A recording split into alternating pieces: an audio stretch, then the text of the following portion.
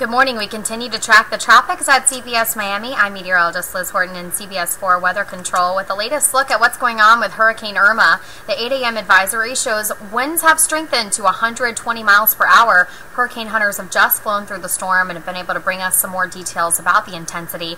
Pressure has also dropped from 961 to 947 millibars, a sign that it is a strengthening storm. It's 610 miles east of the Leeward Islands and is expected to continue moving west-southwest before pushing back up to the northwest.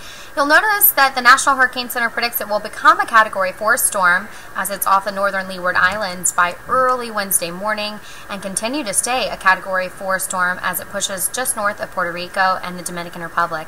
By Saturday, we're going to be watching this storm very closely. Models now showing it curving back up towards Florida and towards the East Coast as we head into the weekend. You'll notice a Category 3 storm off of Cuba, though, by early Saturday morning. The reason for that, Cuba tends to rip apart these storms with the terrain there.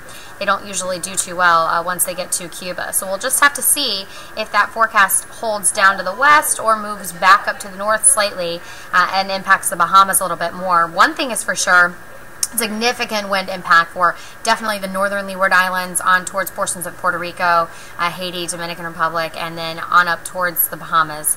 Definitely going to be seeing some of that as we head through the week. Now, unfortunately, it's a little too early to know exactly where it's going to be headed as it heads towards South Florida.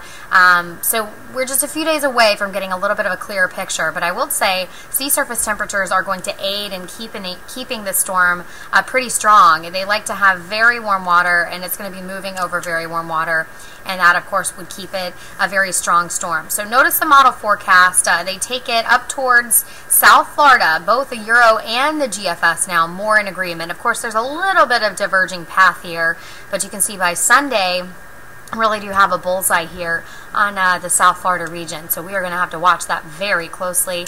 The models then continue to move it up to the north. I believe the GFS model brings it in a little bit more towards Florida, basically just running straight up the state, whereas the Euro at this point is taking it out towards the Carolinas and making another landfall there. So we'll have to, of course, keep a close eye on this one.